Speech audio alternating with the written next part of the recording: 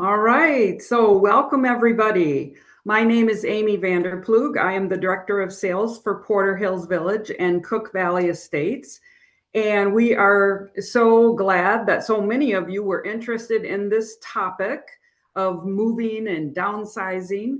We've got a great speaker for you this afternoon. So just a couple housekeeping things. Either at the top of your screen or the bottom of your screen for Zoom, you should see a button that says Q&A for question and answer. So as we go through this presentation, if you have a question about something that's being talked about, you can type that question in that Q&A section, and you can do it anytime throughout the presentation. And then at the end, Brooke is going to read the questions out loud and we will answer those for you, but you don't have to wait till the end. If you think of a question, you can type it right in. Also, all of you in the audience are muted and we can't see you, so the Q&A section is your way to communicate with us. So on to the webinar. Today's webinar is the fourth in a series of virtual presentations that we have been doing in January and February. And I know many of you on today's webinar have been part of the previous webinars. I also recognized a lot of the names on the list because you've already come to a presentation about our exciting flats project. Those are the new independent living apartments that are currently under construction on our Porter Hills Village campus. And so our speaker today is Liz McCulloch. She is the owner of Seniors Moving Smarter. Her organization has worked with us at Porter Hills Village and Cook Valley Estates for many years. And she and her team were instrumental in helping folks get moved into our newest building called the Ravines, which opened last year. And so this is just perfect timing for her to come and talk with all of you in anticipation of our next building to open, which will be the flats. We are projecting that those apartments will be ready for occupancy by the fall of 2027. So that's next year, next fall. So plenty of time for you to get started on the things that Liz is going to be talking about today.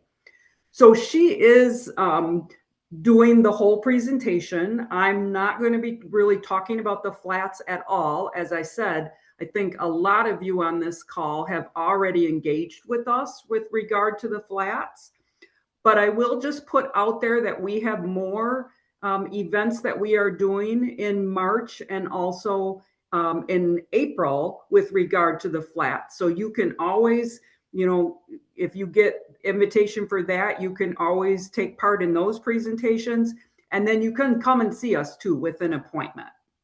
Okay, at this point, I'm going to turn it over to Liz, and then at the end of her presentation, she and I will come together and we will answer any and all questions that you have. So Liz, come on over.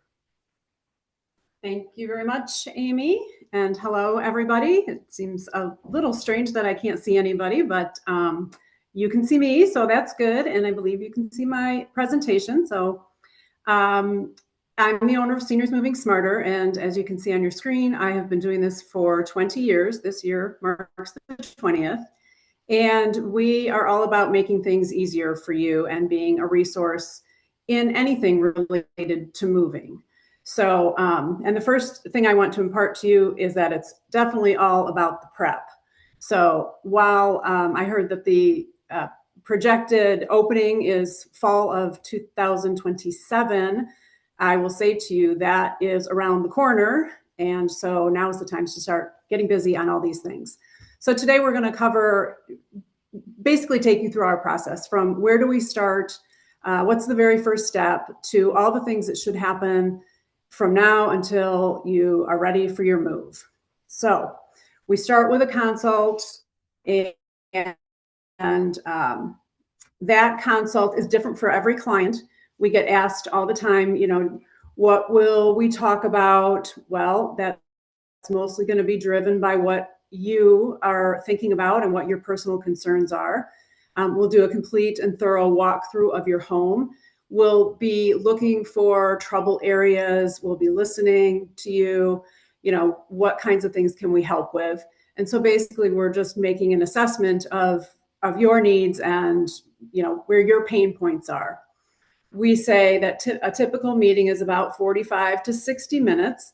It's not a rushed kind of thing. It's, again, cue and answer. And, having done this for 20 years, we probably have most of the answers in our back pocket. So we really are, a toolbox for you, and that you don't need to recreate the wheel. From there, we develop an estimate, and hopefully we can move forward with working with each other. You don't need to prepare for that meeting, and it is never too early to have a consultation from us. So even though we're talking about fall of 27, I would say now is the time to really start thinking about getting your map in place. What are all the things that need to happen for your specific move? One of the things that I've learned over the years is that starting with what you're taking sort of creates the plan of what you're not taking. And oftentimes my clients are stuck in I don't know what to do with the stuff that I'm not taking. Well, that's kind of not the right place to start. I think the place to start is measuring your furniture and figuring out what's going to fit in your new space. So we like to create an A and a B list. A is obviously, I have to have it, right? It's a bed, it's a nightstand, it's a chair and a TV. And the B list is, well, if it fits, I'd love to have it. And from there, then you measure your new apartment. And Amy just shared some floor plans with me this morning. I didn't have them until today, but they look very exciting. And from that, we can create on graph paper and your personal furniture, how it's going to fit and what it's going to look like. And I say, whether we're doing it or you're doing it, please do it. It is crucial to having a good outcome. And when you're doing that process, you want to think about staying focused on what you want your new place to look like, not necessarily recreating everything in your current home. I do want to talk about square footage. I think that people get very hung up on square footage. And I thought this statistic was really interesting, in that the average person, no matter how big their home is, so whether they're living in 3,000 square feet or 7,000 square feet, the average person uses about 400 square feet on a daily basis. And most people would say, no way. But I've seen this, and my team sees it. When we come into somebody's home, we know instantly where you spend 90% of your time. And the rest of the home is largely untouched, or it's used as storage, or it's just completely forgotten, like basements and attics. So again, the statistic is that per person, 400 to 700 square feet can be completely functional and comfortable living space. And Amy just shared with me that the flats are going to range from 736-ish square feet to 700 or 970. Well, obviously that's far above what the statistic says is good, comfortable living. And think about also I'm sure in the flats and in the ravines and the rest of the Porter Hills campuses, there are many other community spaces. And you have your balcony, and you have gardens, and you have libraries and gyms, and it just goes on and on. So try not to just think about only your apartment. I'm using the ravines as an example, but I just want to point out that while these floor plans give us, the room, 11 by 12 or what have you, it doesn't give us the very specific wall measurements, which are crucial to actually knowing if your furniture is going to fit on that wall. So what we can do kind of behind the scenes is draft these for you so that they are to scale, and that we know the measurements of each wall. We can figure that out, even though the building isn't built yet. And then we can proceed with helping you with the floor plan. If you're doing your own floor plan, please, please, please do it to scale. And think about walking space as well. This map will be very useful on move-in day. Our movers can use it. They know right where to place the furniture. We're not wasting time. So again, it's very useful. Now, I know that we don't have a building to walk in and look at an apartment, but that is not going to stop us from getting a good plan together. You can even do this exercise at home. Say you're moving into a 10 by 10 bedroom. You can take a 10 by 10 space in your own home and put out, tape or string or whatever you have, yarn, and sort of, draw it out on the floor. And you can see in this photo on the left, the bed and the nightstand and the chest at the foot of the bed work perfectly. The walker can get around, it's safe, it's functional. On the right, when we added another chair and a footstool, you can now see that the illustration is that if one or both people need to get by with a walker, it's not going to work. So again, making it real. Not everybody is very good at visualizing, so this is very helpful. Again, don't skip it. It's critical, and again, it becomes your blueprint on what you're not taking. So now you've got the A list, you've got it all fit in there. Now you know what you're not taking. It's a money saving thing. I have been on move days where we have foregone the floor plan. Nobody wanted to do it, or it was done, on a napkin with some chicken scratch, and it was not done to scale at all. And there we are with movers saying this stuff is not going to fit. Families getting, stressed and upset, and we're bringing things in and then we're bringing things out. And, that just wastes time and money as well. So we're going to move on to downsizing, but just a few statistics for you. Probably most of you have heard that we wear 20% of our clothes 80% of the time, which means our closets are filled with stuff we don't use. 80% of what we file away is never accessed again.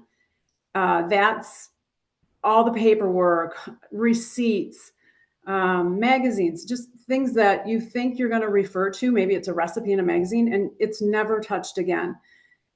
600 million pieces of paper are generated daily. I mean, that's unbelievable. And 60% of Americans say they just have too much stuff in their homes.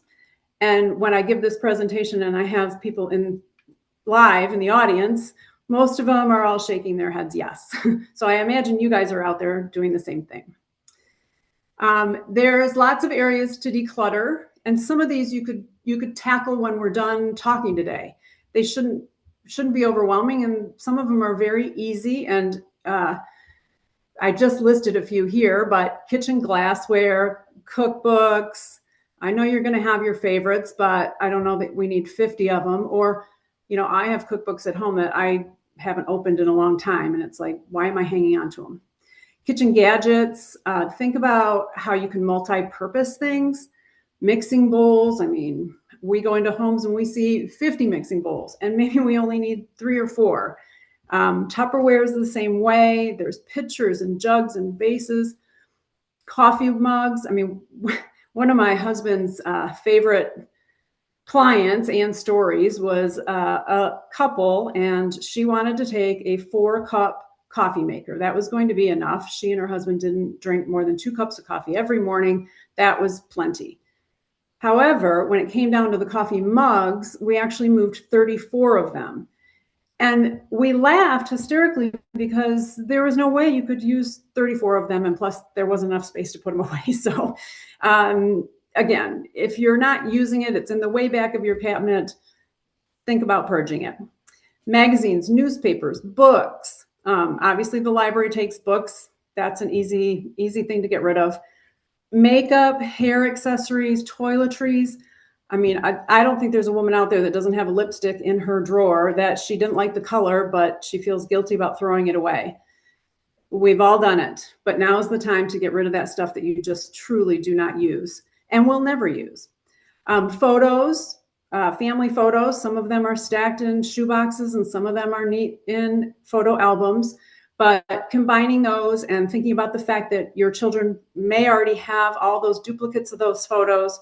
And so, is it time to get rid of some of them? Or if your children don't have them, then maybe pass them along now. Craft supplies, we see an abundance of that. We see a lot of people that will often hear, well, I used to needlepoint, I used to do this. Okay, well, maybe it's time to let somebody else enjoy those things. Tools are the same way. Believe it or not, CDs and DVDs, and yes, cassette tapes. We still see cassette tapes. And I get that you've recorded things on there, but there is a lifespan to those. And 99% of those are not even going to work anymore because the reel has disintegrated. So think about whether these things really hold anything of any value or not. Candles are another one. We see drawerfuls of them. And I'm guessing you're not using them or they would have been burned down to nothing. So out with them. Figurines and holiday decor and china and crystal. Many of you have large collections of these things, I'm sure, and maybe your children want them or maybe they don't. But there are places to get rid of those things to kind of lighten the load. Flatware and serving pieces the same way. You know, as you go through the process, think about not what you used to do, but how are you going to use your new apartment? What do you want it to look and feel like? And there's nothing worse than being so crammed into your new apartment you can't get into the cupboards because you brought too much stuff. So computer equipment and cables, a lot of this stuff is obsolete, old chargers and stuff, old cell phones, maybe glasses, eyeglasses, sunglasses. You're not going to wear them. And so why not start to pull those things out of your home now? There'll be too much furniture. Maybe it's old furniture. Maybe it's not functional furniture. I mean, maybe it's a chair or a sofa that's not easy to get out of anymore. It's time to go. Clothing, that's fairly obvious too. Hats and gloves and things in your front closet. Exercise equipment, rakes, tools, and shovels, and so on. And there's so much stuff in our homes that we can start getting rid of now. People often get stuck in the sorting and the downsizing process. Either it's hard for them to let go or they don't know where to start. One of the things that I would say is start small. I mean, make it easy on yourself. Just a little victory is very motivating, you know? And so if you open up the junk drawer and say, today's the day, it's the junk drawer. I'm going to get rid of all these paper clips and these old rubber bands that don't even have any elastic left in them, you know, out with it. And I think once you get one thing organized, you can say, wow, not only does that look great and I feel good, now I can move on to another section. So start maybe very small, start in a room that you rarely use. So you're not really as attached or need those things. Maybe you haven't even seen them in quite a while. And keep these sessions small. I think sometimes we're a little overzealous in how much we can get done in a day and we completely wear ourselves out and then we don't want to do anymore. And we don't want to do anymore for quite a while. So just small, simple tasks as you move through your house will carry you a long way when we get down to the wire. If all of that little stuff is done, you're going to be very, very thankful. One of the things that I highly encourage, if you have made a decision on an item, whether it's to donate it or throw it away, go ahead with that next step. Don't keep the bag of clothes, you know, in the garage or in the closet, because you will be tempted to go back over those clothes. And, you know, you don't want to be doing this 2 and 3 times in the same closet or drawer or so forth. So not only make the decision on what you're going to do with that thing, but then do it. And again, for the first one you do should be easy to accomplish. Sometimes I have my husband with me during the presentation, and one of the things I always joke about, and he doesn't think it's very funny, but is that the easiest place for me to start purging is with his things. So I can easily go into his closet, and trust me, I could get rid of most of it. But start somewhere that isn't going to create a fight between the two of you either. Again, we just kind of covered this stuff, but junk drawers, basements, attics, and garages. We are coming up on warm summer months, I hope, very soon. Now's the time to think about your garage and your shed and attics and places that are miserable to be in the winter. Don't, you know, this summer will be the summer to do those things. We often get called in the middle of winter to clean out a garage, and there isn't anybody on my team that loves to work in the cold, and neither will you. So food and we all have it. We've got something we bought from the supermarket that we decided we don't like, or we forgot the recipe that we were going to use it in. There it sits. You know, feel free to donate that. Don't wait until it's really has no shelf life, or the donate place is going to deny it, because they strictly follow expiration dates. I'm not saying all expiration dates are legit, but when you're donating food, they will follow that pretty strictly. Old magazines and junk mail. Junk mail is unbelievable. If you could get in the system now of throwing it out before you set it down, you will be forever grateful. Maybe keep that brown paper bag right where you bring the mail in and sort it right there, and only take into your kitchen or your desk, the bills and the things that you really need to look at. Clothing is another. We often have people that, insist on moving clothes that are absolutely covered in dust.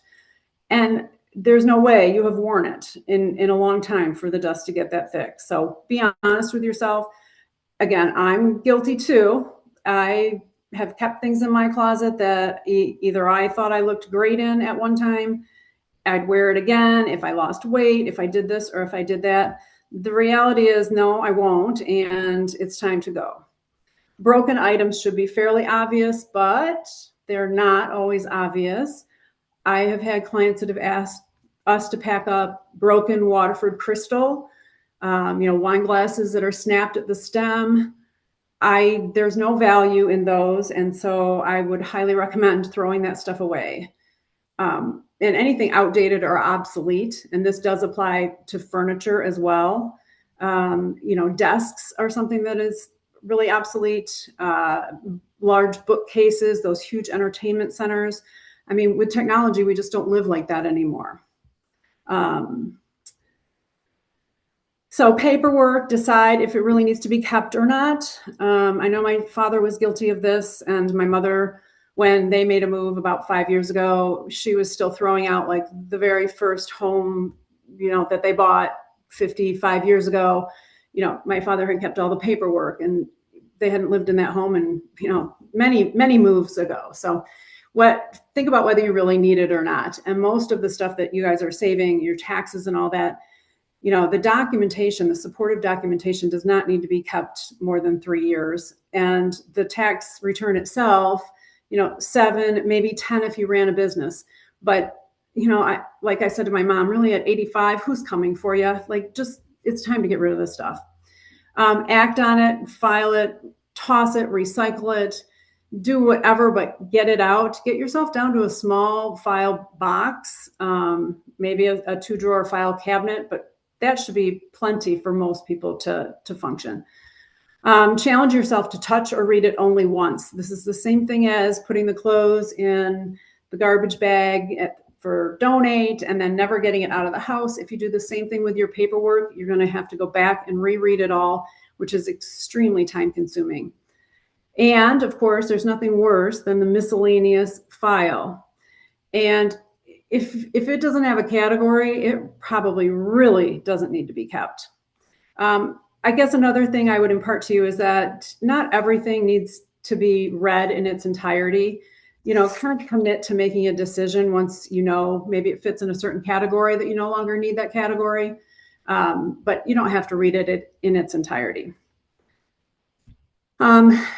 Disposing of documents, I will go through this list, but there's no way you're all going to be able to write this down. And normally I give this to a group, who are in front of me, and I hand all this stuff out.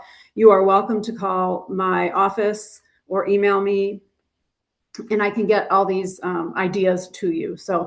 But Shred-it is a perfect place for paperwork. The UPS store also will handle shredding. There's a company called Shred Nations, Advanced Document Destruction, and the Rapid Green Group. One thing I will say to you, and I see people, shredding costs money, and I see people shredding everything. Most stuff does not need to be shredded. If it has a bit of your personal information on it, say your address, I wouldn't worry too much about just that, because if anybody wants to find you, they can look all that up on the internet, very, very quickly. You need to hide things or shred things like social security numbers, your Merrill Lynch account number, things like that. But your address and just your name on things it's overkill. Clothing, go through your closets or pick a vanity or go into the spare bedroom. Most people have gone through their entire home and they filled every closet with clothes. And I'm guessing either you don't even know all that's there, or you've just put it in a different closet that is not your everyday closet, and out of sight, out of mind. But go through the closet, pull it out. Does it fit? Should you be wearing it? I mean, we see high heels, we see flip-flops. I mean, these things are not always great as you age. So might be time to go with those. If it still needs hemming, or if it still has the tags on it, oftentimes we will get into kind of the round robin conversation with our client, and where they're telling us, well, it's new, it still has the tags. Well, okay, the backside of that is the tags are from 1980. You still haven't worn it. I mean, it's time to go. And you can track your progress, right? You can turn the hanger around, or you can take everything out once you use it. My husband actually did this with pots and pans because we argued about how many we actually needed. So he put a piece of painter's tape on each pot and pan. And if we used it, we pulled the tape off. And if we didn't, after a month, out. So there's plenty of little tricks. Just come up with whatever works for you and give it a try. Clothing donations. Again, you can email me or come by the office. The Women's Resource Center, New to You, Legacy Thrift, Mel Trotter, Salvation Army, In the Image, Goodwill, Dégagé. Dégagé will take half bottles of perfume, half bottles of hand lotion. So don't think of everything as throwaway. There are organizations out there that, the women would love some of those things and they will use them. Food, I think the biggest culprit we have going on right now is buying in bulk. And if you're a really savvy shopper, you will find that when you look at the price per ounce or whatever the measurement is on what you're buying, the larger quantity is not always the cheaper quantity. So I would encourage you now to really stop buying in bulk and start paring down a little bit. Donate what you haven't used. If you haven't used it, you probably won't. Let it go, even if it's still good. The food pantries want it now. They don't want it once it's expired. And clean your fridge out regularly. The fridge is one of those places, just like a handbag that's too big. It just keeps hiding and it just keeps sneaking its way into the back of the fridge. And unless you do that frequently, it creeps up on all of us. So only buy what you need. My dad was very guilty of it. If it was on sale, he bought it. Probably in his later years, most of that was related to whether he could remember whether he needed it or not. And that would really irritate my mother when he came home with, the fifth thing of ketchup when they don't even use ketchup. So only buy what you need. Stick with the list. Don't just buy it because it's on sale. And again, things that are on sale are not always cheaper. They're just on sale. And get rid of expired food, mostly spices. Spices in tin cans has not happened in 20 some years. Liquor with the liquor commission labels still on it. That process was obsolete 30 or more years ago. So, and yes, believe it or not, we still see liquor bottles with the liquor commission label on it. So, and the spices that are too old. One of my favorite arguments with one of my very, very first customers was whether the thing of spice was any good or not. And her argument was, well, it's still full. My argument was, yes, but it's 20 years old. So you haven't used it in 20 years. And we talked about that for about 30 minutes. So it's much easier and cheaper in the whole, by the time everything's said and done, to go buy fresh. What's up next? Tools. Everybody's got a tool bench.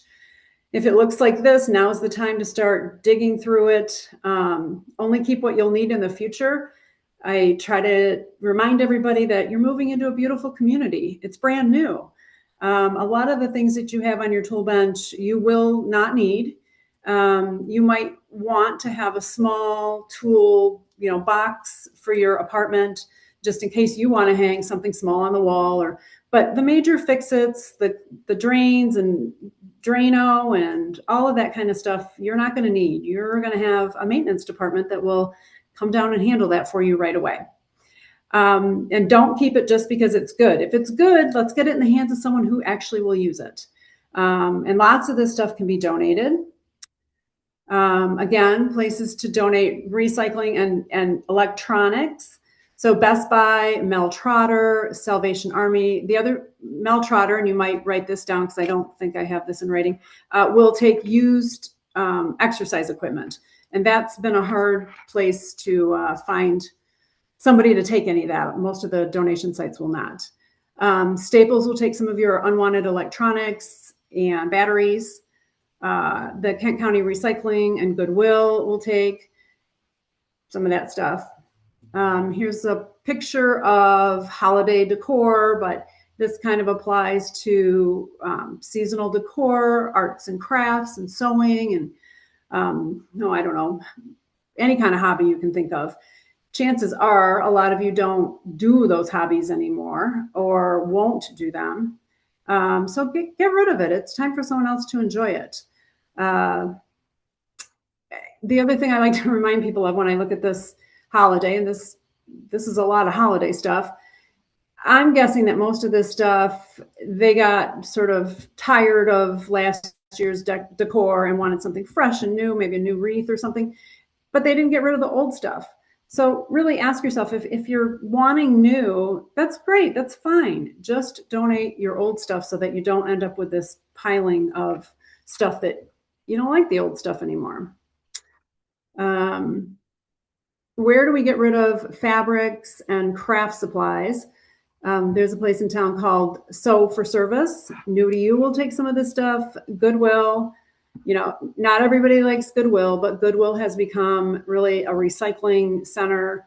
If they don't want it, they will take it and get it recycled. So if you're not picky, Goodwill is a good resource. Legacy Thrift, Salvation Army, all good choices. Looks like I got Goodwill on there twice. In the kitchen, a lot of people have a lot of gadgets and,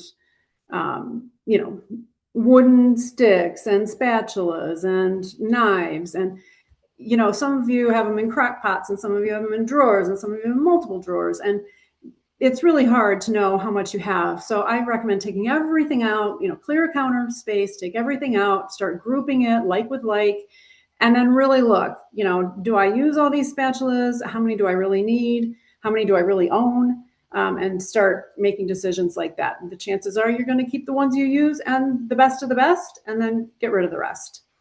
Pans without lids, things that are broken. Maybe the handle on the pot is broken.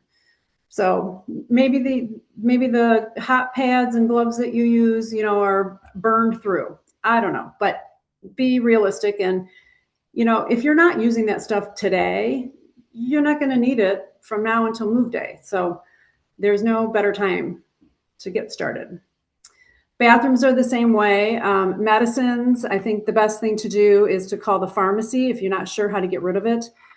Flushing meds down into our water, treatment systems is not the best option. There's lots of pharmacies and police stations that will have take-back programs, particularly of substance control kind of meds.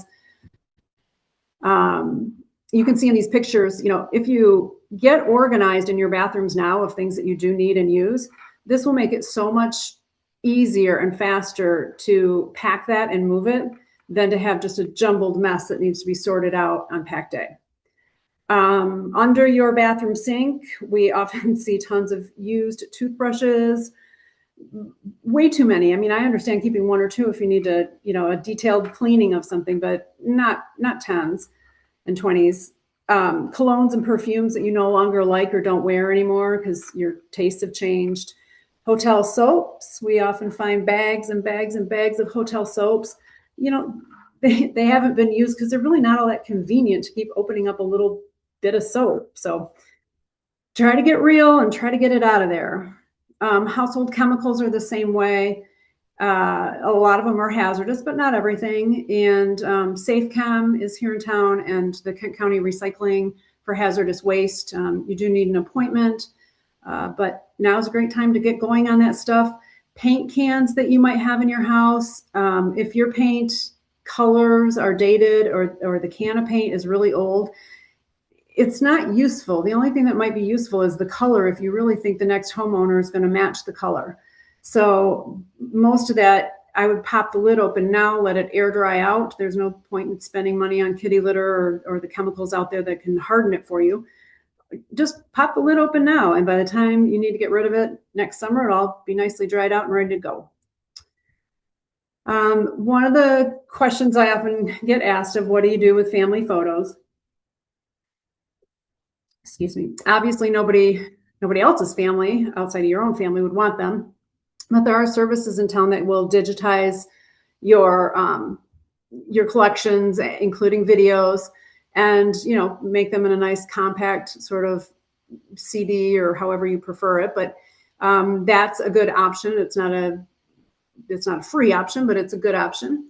You also don't, for every service out there, you don't necessarily need to categorize and do all of that. You can actually just go to them with a whole box of jumbled photos, and they will categorize and put things together for you, saving you a lot of time. The basements and storage areas, again, summer is a great time to do them. I would gather most of you have things in your garages that you no longer want, don't use, group like with like, and think about whether you're really going to need it down the road. Where do I take all this stuff? Well, for furniture and household good donations, we have Habitat for Humanity.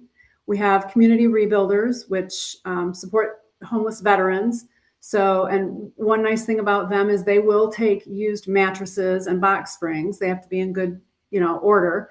They'll also take the linen and everything that goes with that. So maybe you're not moving a spare bedroom or what have you. That's a great resource for that stuff. New to You, Legacy Thrift, Mel Trotter, Salvation Army. If you're more on the south side of town, there's Rustic Market and then Nice Twice resale shop. Lots of options. I don't think I can. Oh, yes, I can. I'm playing this for you.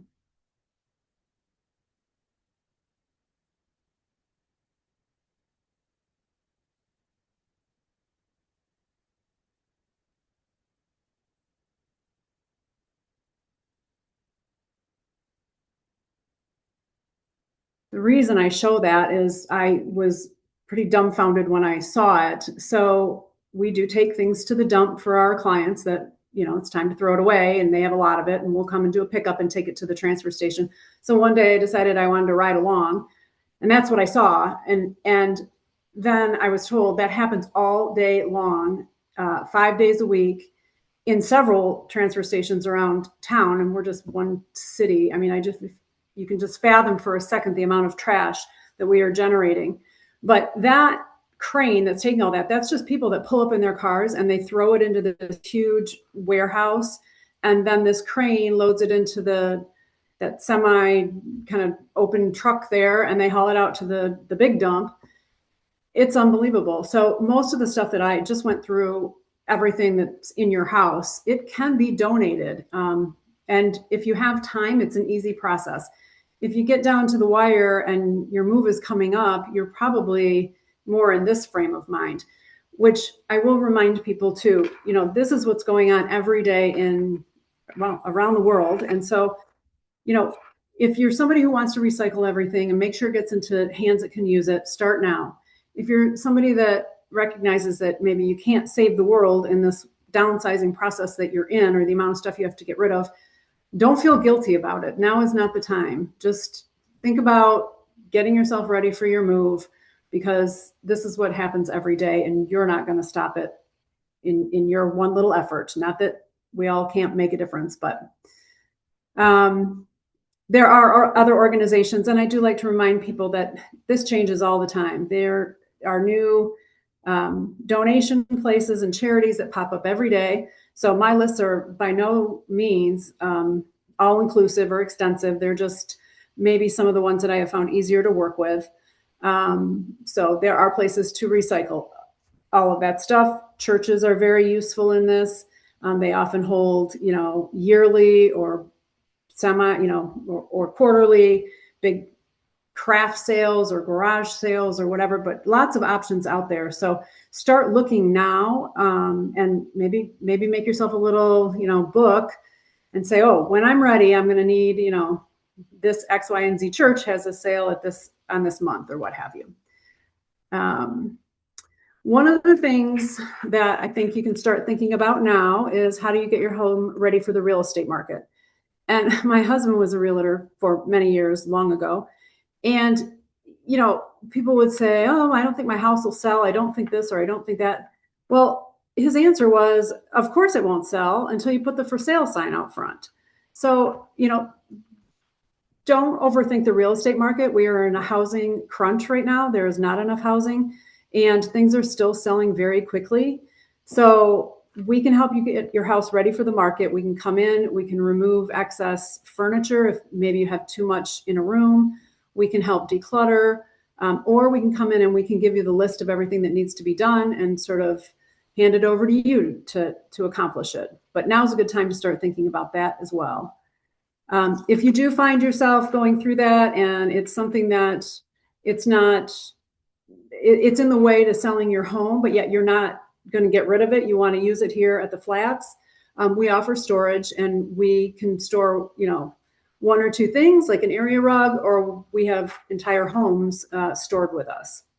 So I am jumping sort of into that move phase, if you will. So now think about this. You know what you're taking, you've gotten rid of what you're not, you've got your house ready for the real estate market, and really you're ready. So it's packing. I would encourage you not to pack too far in advance. What I see happen with that is you can't remember what you packed. And so you pack duplicates, and you end up bringing too much. We have different packing systems that are pretty unique to our company. Crates and skates is one of them, and art carts and speed crates and other things. If you are doing your own packing, use uniform and sturdy boxes and seal the box. Again, I wouldn't do this too far in advance. Boxes are susceptible to humidity and things, and they do break down. So if you're packing china in advance, it's not a great idea unless it's maintained in a climate controlled kind of environment. Let's see. Obviously, professional packing help can save you money and save you a lot of headaches. We come with the know-how to know how to do it, to utilize the space correctly, to estimate the right truck size. And it's like any home improvement project, right? If you do it, you run to Home Depot 5 times. If we do it, we show up with everything we need and it's done. This is a picture of our art cart. This can hold anywhere from 10 pictures to 100, depending on their size. And the lid comes off. We load it up very quickly. Obviously, it's on wheels. It's safe. You can't penetrate it. So expensive art can be moved quite quickly and safely. We do offer crating services if you need something really high value crated, or perhaps it's being shipped. We offer shipping. Most people know to go to UPS to ship something, but that's not always the most cost-effective way. We've shipped furniture this way. Using a traditional mover for long distance moving is not always the right way to do it. So, and we can help you figure that out. Things to think about when you're thinking about movers. And I know that you need a mover when you move to the flats, but you may need a mover in the meantime if you are gifting something to your kids and it's big and they don't have a big truck to move it in. So some things to think about when you're hiring a mover. You might want to make sure they're insured and licensed, particularly in the state of Michigan. But if they're going out of state, you want to ask for that insurance and license as well. You want to ask for the paperwork, because a lot of moving companies will say they're insured, but they're not, or they once were and it's expired. You should also be interested in knowing if they are willing to list Porter Hills as additionally insured, because it protects you and it protects the community. And one of the things that I think people don't realize about insurance, if, God forbid, something were to happen, just say a mover slips down your stairs and breaks his neck, they don't just look to the moving company. They're going to look to you for homeowners, because ultimately it's your item. They're going to look to me because maybe I recommended the mover, and then they're going to look to anybody that they can go after, and they pull in everybody's insurance. So being overinsured is not a bad thing, but being underinsured is. So workers' comp is another thing. All of our employees and movers are covered under workers' comp. Hands down, that will never change. It's needed, but a lot of people are out there moving without it. Not wise. Things that they offer. Do they offer home protection? Will they protect your hardwood floors? Not every mover will. So know your questions. Why do you hire a mover? Well, frankly, to make life easier. They're trained, they come with the right equipment, they come with the truck, they're aware of safety, they should know how to use leverage instead of just lifting. They should know the layout of the community, so they should be efficient. They should be able to estimate the time correctly on how long it's going to take. And it alleviates the burden on friends and family. And the last thing you want is friends and family to get hurt. And I often will hear, maybe my kids will do the moving for me. I'm like, well, I can guarantee you the movers that are out there are definitely younger than your children. So you don't want people to get hurt in this process. The other thing is not everything's an easy piece of equipment to move. Sleep number beds and mechanical beds, grandfather clocks and so forth. You really need to have some know-how to dismantle and put that stuff back together. Obviously, wrapping furniture. Not every mover will wrap furniture. Will that save you time? Yes. Will it damage your home and damage the piece of furniture? Yes. So think about the outcome. If you don't want unpacking services, this is what your apartment might look like when you walk in. It can be very overwhelming. And one of the things I like to share with people is that you might not have the space to stage all these boxes, and you're not going to be able to stage them in the hallway because the fire marshal won't allow it. So think about whether you need some unpacking help, even if it's just partial unpacking help to make it functional to a point where then you can chip away at it. And if you do hire us, best of all that equipment and all those boxes, all the paper, all the pads is all removed, and you walk into your new home ready to go. So I thank you all for listening, if you're still there. And if you do need me, there's my contact information. If you're coming by the office, I have all of the resources and stuff printed and ready to go. If you want to pick up a packet, please make an appointment because we're in and out. And I think Amy's going to turn us over to questions. Yeah, thank you so much, Liz. I've heard your presentation a few times before, but I always pick up additional tips. So we appreciate that. One of the things that I will say with regard to the flats apartments in particular, that, as I said at the beginning, are going to be ready for occupancy in the fall of 2027, you will never have that much notice to get ready for a move any other time. We often get asked about our waiting lists for other areas of our communities, and we do have waiting lists. And Liz is well aware of that. And what happens if you're on a waiting list is my team is calling you when we get to your name to say, oh, guess what? We have an apartment for you. And usually you panic on the other end of the phone because A, we're asking you to make a decision in maybe 2 days' time. And then B, we're saying, oh, and by the way, we need you to move in about 50 business days, which is the typical time frame. And that produces a lot of panic. Now, I know that Liz and her team can get people moved in that time frame. But when you're looking at a project that's under construction, this is such a much nicer pace to start doing the downsizing that Liz was talking about, start doing the planning with regard to, what pieces of furniture and things do you absolutely love that you want in your new home when you move. There'll just never be a more relaxed way to do this than when your time frame is really compressed. So just something to think about. So I think we have some questions coming. So Brooke, why don't you tell us what we've got? Yeah, we actually have quite a few coming in. And again, if you do have questions, feel free to put them in the Q&A. We'll keep answering new ones as they come. So the first question we have is, I have a very large library of books. It's a retired editor. What is some advice on how to part with things that are sentimental like that? The libraries are great resources for donating books.